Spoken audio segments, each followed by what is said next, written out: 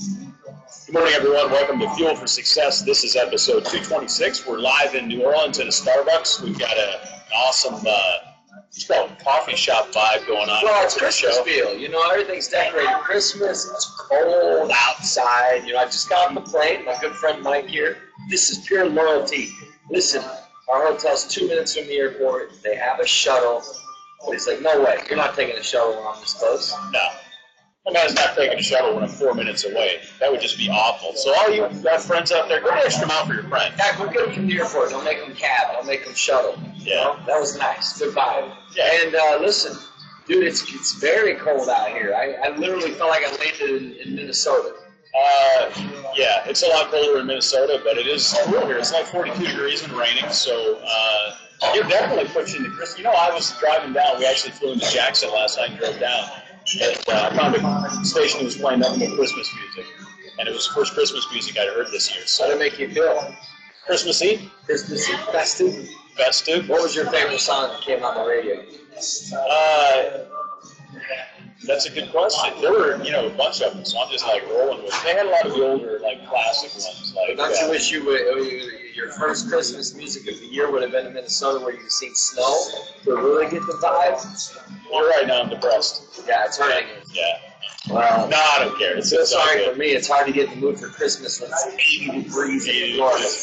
Palm trees everywhere. It's just weird. The first year I moved to Florida, I was like, this is weird. Like, we went Christmas caroling, right? And which I love, by the way. I love Christmas caroling. I just want everyone to know it is my life's mission to go Christmas caroling every year. And, sometimes, I remember my son Caleb and I were in New York City on Christmas Eve. Not like being in New York City on Christmas Eve. I said, Caleb, we haven't gone Christmas caroling yet this year. We're going to do it right here in New York City, Times Square. He's like, Dad, please. I said, no, we're doing it. It's tradition. We got to keep it alive. Thanks, Carol. And, Carol, everybody's requesting the hello. Hello. They actually want to see you. So, anyways, this is Carol. This is Mike's wife. Hello. One of my dearest friends on the planet. Anyways, we Christmas caroled at Times Square. Here's what we did. We went and we literally started singing right down in Times Square Christmas songs as loud as we could. But it was a memory. Did people look at us like we were stupid? Yes. Yeah, it was Times Square. I mean, Times Square, of course. I mean, they're used to seeing it all, right? They're like, no, people started handing us money. Yeah. And then we joined the Salvation Army Bells. They had Christmas carolers, so we just slipped right in. Christmas carol crashing, we call it. It's fantastic. You got to make those memories. It's all about memories. It's all about, it's all about getting out of your box, man. Getting out of your funk. This is our business and entrepreneurship show. How many businesses do we know that become stale? Yeah. Let's talk about that. Why do businesses become stagnant? They have a little bit of success. They lose passion. They lose the drive to take care of the customer. Here's a great example. I was, as you know, last Saturday, I was at the mall with my daughter, Danny. It was kind of a father-daughter day. We grabbed some sushi, went to the mall. Didn't really buy anything. We got Carol a new tea thing from Tivana. But otherwise, we didn't really buy anything. We're just sort of, Can I get my tea, please? We're just sort of hanging out. Oh, thanks. Never mind. It's all good. It's all good. Thank you. I'm listening. Just bring me my tea. That's all. And, thanks, Carrie. You don't want to know what you did. funny stuff. So, whoever created these is extremely wealthy. Speaking of business. Yeah, just those silly little... What? Christmas bargaining? Marketing, yes. Oh, good idea. Anyway, so we were at the mall. Have you been to the store called Air Traffic? I have not. So 3 years ago, the store Air Traffic was fantastic. It was killer. They have all these frisbee golf and juggling things, and you'd walk in and there was all this energy and excitement, and there'd be people juggling and doing those Diablo things, and just all kinds of stuff happening, games being played and whatever, and there was all this energy. And we went to the other store first called like the Brain Store, where they had all these puzzles, and it was really energetic. People playing games launching things across the store. And then we went into Air Traffic, which has been there for 3 years, and it was very quiet and dull. And I looked at Danny and I said, "What happened here?" He said, I don't know. I think they had some success, and now they sort of lost that energy that they had. They lost that passion. A competitor came in and really took it away from them. And you see that happen all the time in businesses, where a business will have some success. They'll sometimes expand faster than they should and end up in a situation where they lose the one thing that was really giving them the competitive edge. And in my opinion, in the case of air traffic, was that energy. And I think they lost the focus on people as well. You know, Mike, isn't that funny that businesses could actually grow too fast? Think about it. What we want growth. What we work for is growth. And I think, Mike, this is why it is so important in business to be surrounded by, Mike, the danger of a lot of CEOs, business owners, we've talked about ego, is being surrounded by yes men. Thankfully, I'm glad that I have a partnership with Mike that we don't say yes just to say yes. Like, we really take a hard look and say, okay, what's best? Right. And I think too many businesses, they get their eyes on the sparkles and the glamour and the success, and they grow too fast. So what's the balance, in your opinion? Let's both share our feelings on the balance between business growth, knowing when to expand, when to grow, maybe when to start that second store or whatever, or did what Starbucks did. Where we're sitting right now, they grew too fast. Well, I think the number one thing is that a lot of times you don't want growth just for the sake of growth. I think if the numbers support it, if you look at the numbers and the numbers, it's always, listen, business is math, okay? When the math says it makes sense, then go ahead and do it. If the math doesn't say it makes sense, then you need to readjust. And it's a simple, as far as I'm concerned, a simple equation of looking at income versus outflow and projections and so forth, and making a decision based on that. I think a lot of times ego can get in the way, and people, CEOs, for example, or owners of company want to expand faster than it makes sense mathematically. This is the first time I've actually had a red cup this year. I just thought of that. Julie from Texas, our good friend Julie from Texas, wants to know what kind of tea you're drinking. Zen, Julie. And the reason why it's the first time I have a red cup, it's the first time I ordered something hot at Starbucks, maybe a year. Because usually I get the ice cream tea, but since it's like 0 below here in New Orleans, I need something to warm me up. It's in the 40s. It's light jacket weather. 0 below for me. It's cold if you live in Tampa. As you know, one of the values of Fuel for Success is Q&A. Right. We've got some viewers that have asked some questions, and, we're grateful for those that interact. Thanks for the comments. Thanks for the interaction here. Let's go ahead and deal with some of the questions that have come in from some of our viewers here and talk about business and entrepreneurship. Remember, this show is not only about entrepreneurship, it's also about business. And we're very passionate about both of them, business and entrepreneurship. Let's talk about it a little bit. Sure thing. And yes, Sonia, sometimes when we do these in Starbucks, people are like, what's going on over there? So here, hang on. What they want to order?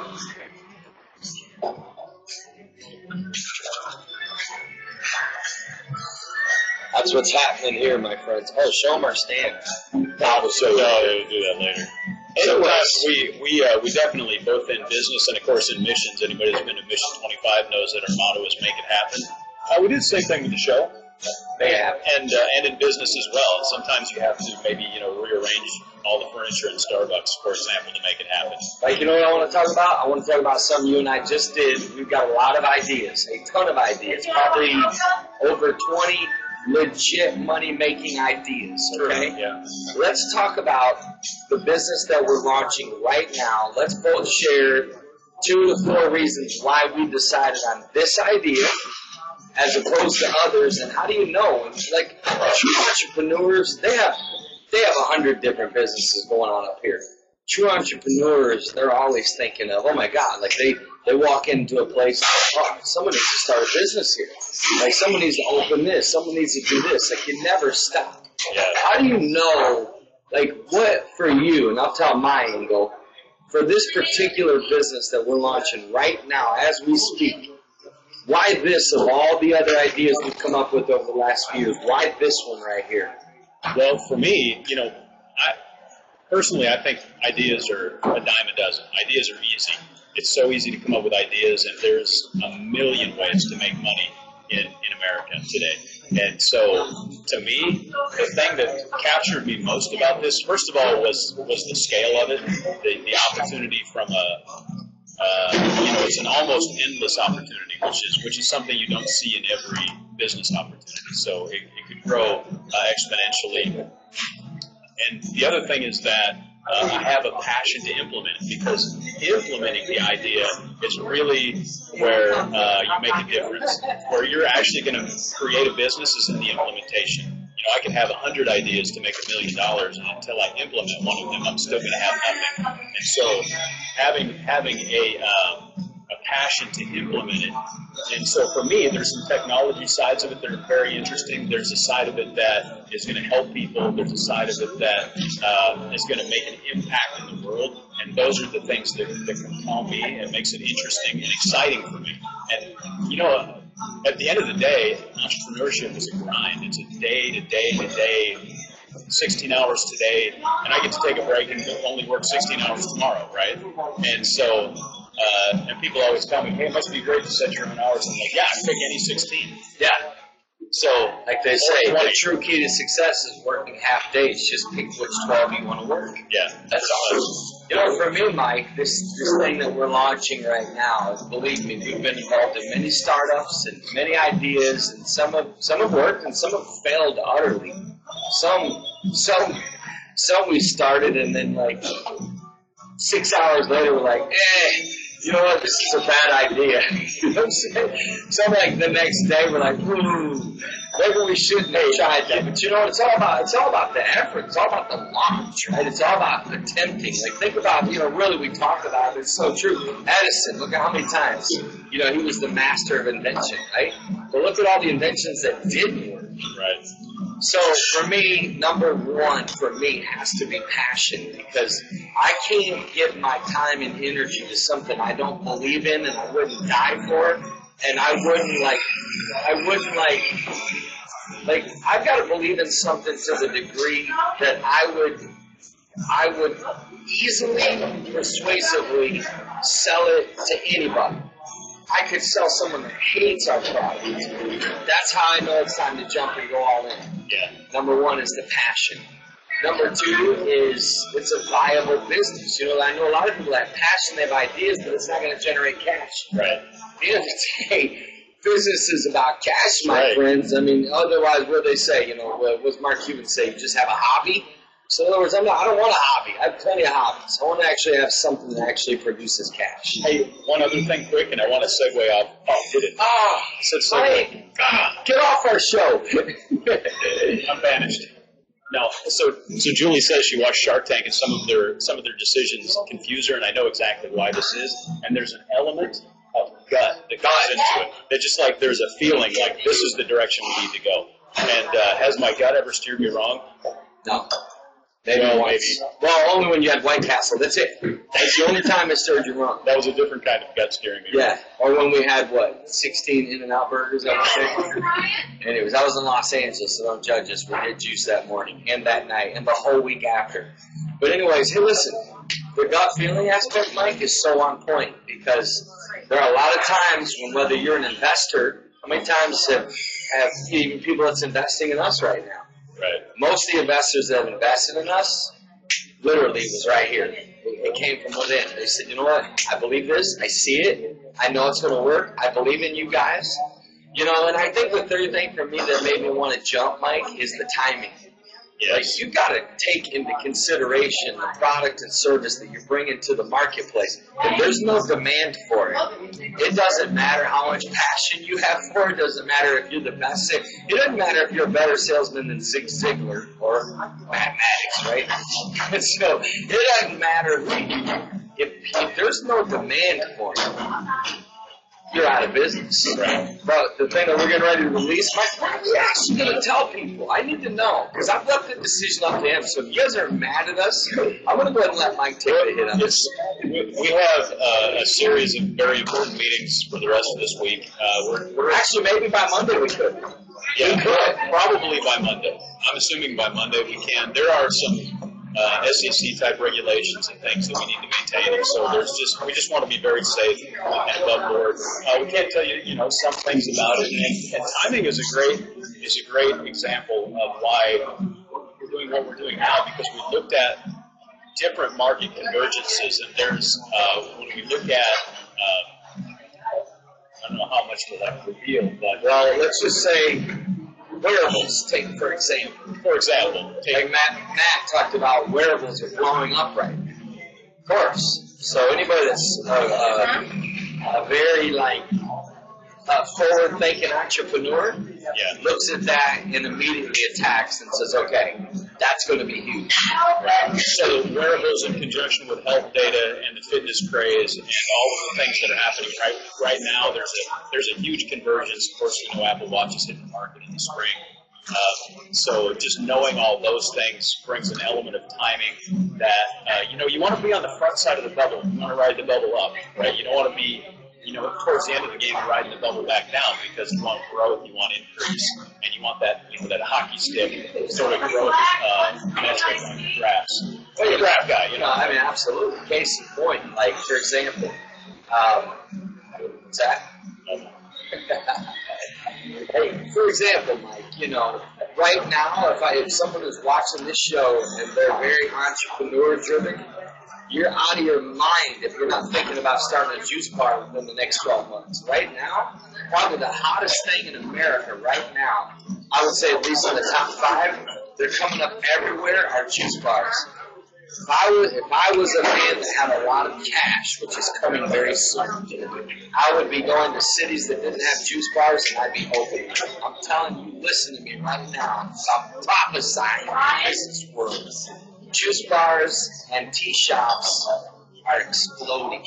There's a kind of pulse that you can catch from culture and society and begin to, and it's like, it's like anything. Once you start to look for it, then you start to see it.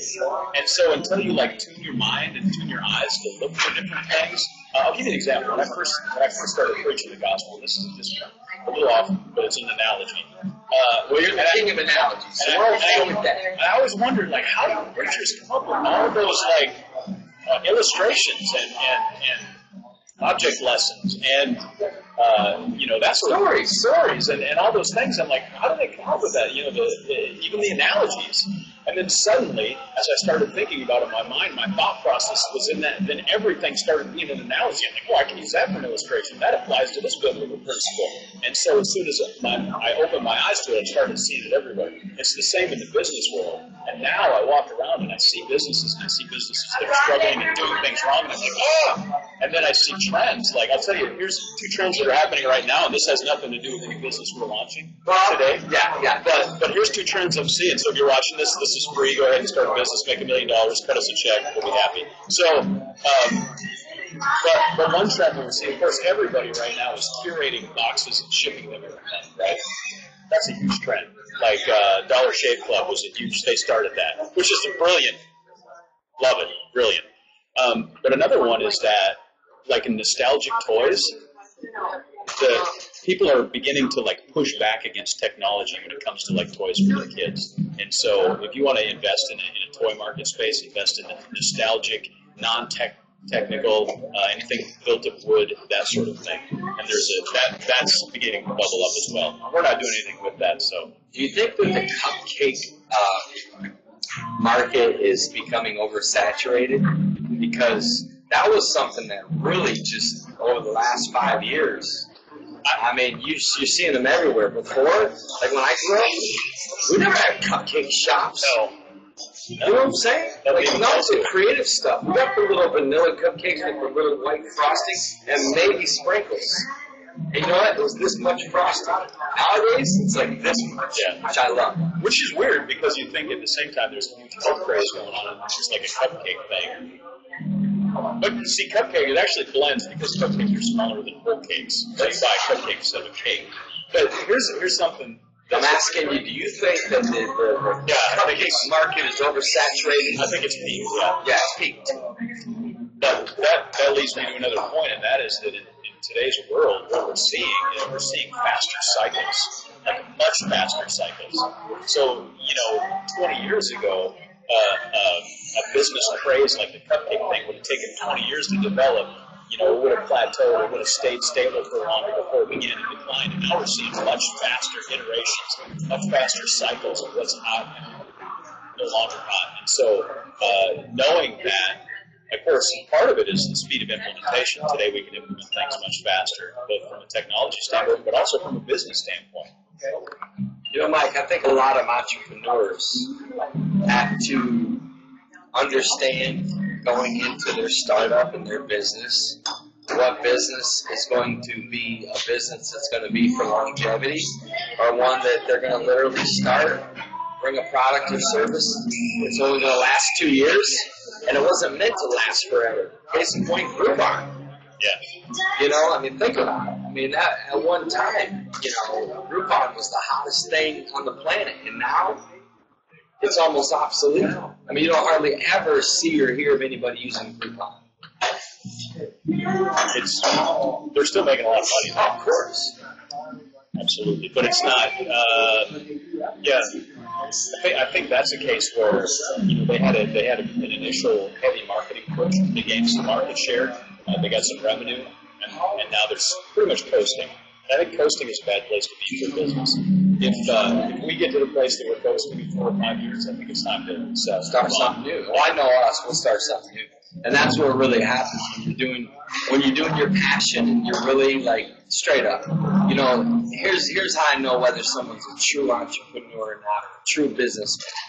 A true businessman and a true entrepreneur, they don't want to retire at 40. They don't even want to retire at 60. Even when they make millions and billions, they don't want to retire. Now they might not have maybe the same schedule. They might take a little more time off. But at the end of the day, when you have real passion and real drive and real, I don't think we really dive in and really talk about the traits of an entrepreneur enough. Maybe that's what we should focus on our show a little more. Because we're talking about the spirit, the heart of an entrepreneur. In other words, you ready for this? Number one trait of an entrepreneur, I believe, is a true entrepreneur will not work for someone else. Even though I believe there's people that need to. Thank God the whole world's not entrepreneurs. We're a screwed up place. Right? Entrepreneurs are a special breed. And we need all types. So believe me, don't feel like because you're not an entrepreneur that you're not special or you can't succeed or that you're not successful. You know what I mean? Right. Really, to be honest, almost thank God that you're not an entrepreneur because you got to be cut out of a different, in other words, the life of an entrepreneur is so different. It's so risky. There's no comfort. There's no peace of mind for an entrepreneur. Literally, most entrepreneurs make gutsy, risky decisions. Decisions that the average person wouldn't even think of making. They wouldn't even think of doing some of the things that we've thought of doing. Literally. Or have done. They can handle it. Some of the things that we've gone through, we've seen other entrepreneurs gone through, you got to be able to handle that. You got to be cut for it. You got to be made for it. If you're not, the worst thing you can do is think, I think a lot of people think it's cool to own their own business. Yeah. You want to own your own business because you think it's cool, you're already in for a major rude awakening, my friend. If you want to go have a startup company just so you can brag to your friends and family or people at the cocktail party that, I own my own business, Really, friends, it's not about that. It's really not. That's the cart before the horse right Absolutely. there. We should actually bring Carol on and see what the biggest challenge is for the wife of an entrepreneur. No? Okay. Oh, that's the biggest challenge is Al. That's Carol's thorn in the flesh. Al, be careful. I love you, Al, but my loyalty to Carol runs deep, my friend, and I mean deep. So if she ever gets her feelings hurt, you're going to have problems for me, Al, and I don't want to have that happen, my friend. I love you too much. We got 6 minutes left. Let's dive into some of the questions that's come in. Sure. Let me take a look here. Hey, by the way, and I think you mentioned it earlier, but if you're watching live, of course, by all means, ask questions live in the chat, and or you can email us, mike@mattmaddox.com, or text us 727-341-5599, and we'll get your questions on the air as quick as we can. And somebody was asking right now to what extent should they go into debt and loans. You know, some people maybe will go take out a loan to start a business. They'll max out their credit card. They'll go borrow $20,000 from their mother or their grandma or their best friend or whatever. Let's talk about the pros and cons of starting a business off of maybe a loan or maxing out your credit card or selling everything. There's many ways to get funded, right? At the end of the day, here's the bottom line. When you really, it's like the guys that started one of your favorite places in Louisiana. It's that chicken place. Popeyes? No, not Popeyes, man. What is it called? Cane's. Thank you so much. One of our lovely Starbucks ladies here told us Cane's. So the founders of Cane's, okay, like they got rejected by every bank. Nobody would invest in them. They literally went to Alaska for 3 years, caught salmon and sold it, saved up the money to start their first restaurant. So here's my point. A true entrepreneur doesn't even know what the word no means. They're so deaf to the word no, like, it doesn't matter. Like, it doesn't, okay, it's like if someone says, well, what, like an investor was asking us, well, what if I don't invest in you? We feel sorry for you. That's our answer. You're going to be that guy who you're going to bought 1,000 shares of Apple for $100.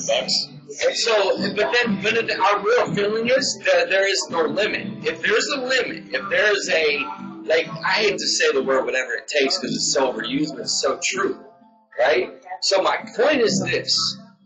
Well, what were we talking about? What was the question? It was about debt. Yeah. So I don't believe in going into debt. I believe in being debt-free if at all possible, right? But it's not realistic in the life of an entrepreneur because most of the time you're going to have to live without cash in a startup until you are able to market your product and service to the marketplace and, have that breakthrough or whatever. There's 1,000 different scenarios, and the one thing, here's where you need to find, when you need to make the decision to find an investor or use debt financing either from a bank or credit card or whatever, is when you need the cash to make the business grow.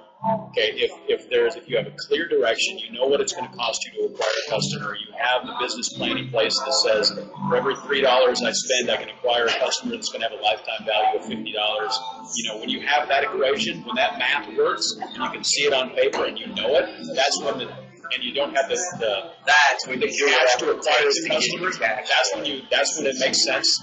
Even at a small business loan or even a credit card at 18% in that case makes sense because you're getting a lot more than 18% return. That's the point that you make the decision to go ahead and get external finances to be able to infuse the business, to grow the business, to build the business. What you don't want to do is you don't want to make the decision to get financing just to prop up your cash flow. Okay, so your operating expenses and your burn rate, that's a situation that's destined for failure, effectively, because that cash isn't going into growing the business, it's going into maintaining the business, and that means that there's a problem, right? That's what they call a money pit or well, you can only survive so long. Right, exactly. And that's why, what do they say? I can't even remember. I think it's like 97% of startups fail within the first 3 years. And really, what the number one reason is? Cash. So that's why we always say here at Fuel for Success, Mike and I, probably if you were to ask us, and let's ask us right now, okay? If you were to ask us, if you had to name the most important aspect of a business, I know Mike's answer. He knows mine is sales. Like, live and die and bleed and do whatever you have to do to sell. If you're not selling, you're dying. Even if you have money in the bank, you're dying. So that's what I see happen. Like some businesses, when you think that, like, you're ready for this, here's how I know you're ready to go to the next level. When you have $1 million in the bank and you feel broke. You're like sweating. I feel broke. You know what I'm saying? Like, that's when I know, like, okay, don't lose that hunger. Don't lose that drive. Like, okay, you made $1 million in sales. You should be more hungry. You should be more desperate. You should be more passionate to keep selling. What do most salespeople do? They hit their quota, which I hate quota, by the way. I despise quota, my friends. Quota is for average people. Quota is for people that do the bare minimum. People that are overachievers and high peak performers, they look at quota and laugh and say, that's it? I can do that by Monday. So then they do it by Monday and they're like, man, I can't wait to see what I can do tomorrow. Don't ever let up. We talked about that before. What were you about to say, Michael? I was actually just thinking how much I love doing the show with you live because you keep hitting me. And I don't have no one to hit. We need to virtually do that because like you actually get like these tactile cues, which is great. Yeah, exactly. Think about it. Yeah. Because there's times I'm actually communicating with you. Yeah, exactly. Yeah, it's not even just like action. It's like, it's me giving like a message, and he knows the message. I know the message. I know the message. He's like, step it up, slacker. Come on. You know what I don't appreciate that Starbucks did? Was write with the marker Zing on my lips. I personally don't appreciate that. Tell me why. I just think it kills the vibe of the cup. I know I ordered Zing. There's got to be, you know what? Write it on my paper here. I don't want my nose touching magic markers. You feel me? Yeah. When I'm drinking, it's all about process, my friends. It's all about process. You know what?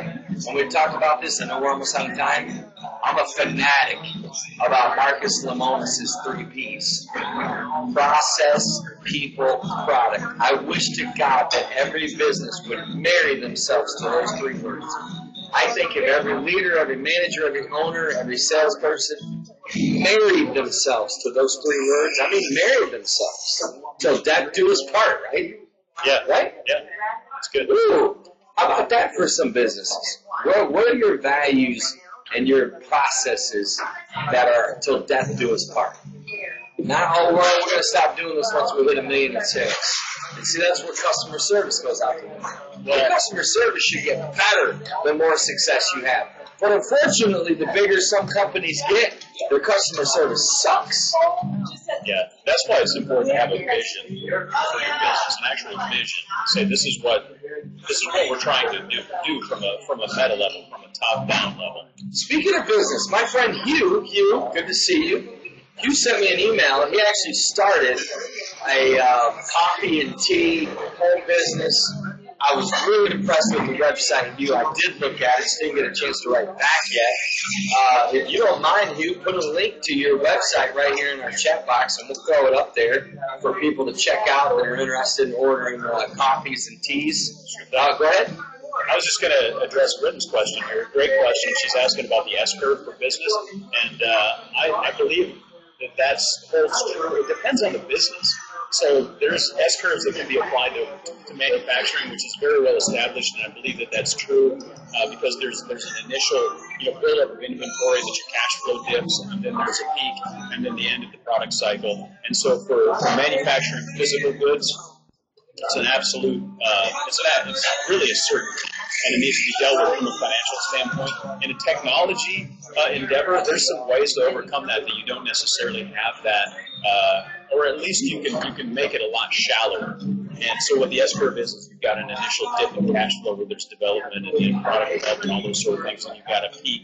That's where your sales come into those sort of things. I'm going to put up Hugh's That's a good website. You do a good job. We support small businesses. We support startups, especially from major fans and friends. I hate the word fan. You know what I mean when I say that. Yeah. Friend. Hugh and his wife are lovely people, great people, awesome people. I'm actually going to order some of that because it comes in little packets that are going to be perfect for backpacking for me. See, Hugh, there's one of your top customers right here, Mike Hopkins. Anyways, while we're over time, we could keep talking. Really, we should turn our entrepreneurship show into an hour show. We won't, at least not that we know of. I never know us. Next year we may change tomorrow. We're doing Fuel for Success for an hour. Girls yelling at us. More likely we'll make it shorter, though, Actually, we may actually make our show into 15 minutes. 15-minute daily talk show. We'll see. Maybe. Go ahead, Mike. So anyway, I hope that helped a little bit, Britton. There's a lot of detail into S-curve and technology and how you can flatten that with some agile technologies and some different development routines. But overall, manufacturing physical goods absolutely it's almost unavoidable. Technology, maybe not so much. They're saying no to the 15 minutes. What are they agreeing with Tommy? Walmart sucks. You know what? Here's what happens, Tommy, and let's close with this. There is a danger when the founder of a company such as Apple, such as, think about it. Donald Trump has built an unbelievable empire, but I hate to say it, as much as I love his kids, when he goes, Walt Disney, though, like they're stuck in there when he died.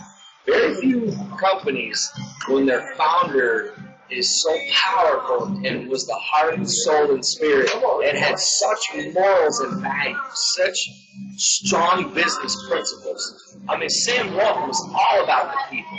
He would probably be rolling in his grave right now. He would probably literally, screaming from his grave at what's happening in Walmart. But sometimes that happens. And it just happens. And it's, the reason that they're still successful is once you build, the infrastructure has a cost. Once that infrastructure is in place, it's very hard to dislodge. And so that's infrastructures are always a good long-term investment. Yeah, what he said. Anyways, thanks everybody for we love you guys. Hey, pray for us. Mike and I are doing a book signing today in 2 hours right here in New Orleans. If you're in the New Orleans area, we'd love to meet you. And then also Mission 25, New Orleans. Whoever thought this is number 11, Mike? Number 11. Come on, it's number 11. You're not excited. This is me excited. It's Mike excited. He's actually excited. He is. But we're at number 11. And I got to tell you right now, thank you to those that have made a donation. If you haven't made your donation yet, it's simple. Go to mission25usa.com. Mike's going to put the link up. Only takes less than a minute. And any amount, you know what? You just ask God what he would have you to give. And whatever he tells you to give it. Click the Next button. Yeah, it's okay. I'm training Mike on the technology here, so we appreciate it. Just click on that link, mission25usa.com. There's a donate button there. You can give to the mission, and we're grateful. Awesome. Hey, thanks everybody for joining us. You're going to close, remember? Dude, you yelled at me yesterday. I know. My feelings are still hurt. Yeah, he still heard about it. He almost didn't talk to me when I picked him up. I went to go hug him, and he gave him a stiff arm. I was like, I'm still hurt over it yesterday. But anyways, hey, friends, thank you so much. Really, we appreciate those that watch live, and we really appreciate those that watch later on the archives. A lot of people do that. So thank you. We appreciate all of Fuel for Success viewers out there. We'll look forward to seeing you guys tomorrow morning at 9:30 Eastern Standard Time for our show about family relationships. Don't forget, hit us up on YouTube and iTunes, or go to fuelforsuccess.tv. God bless, my friend. Bless y'all. We'll see you tomorrow.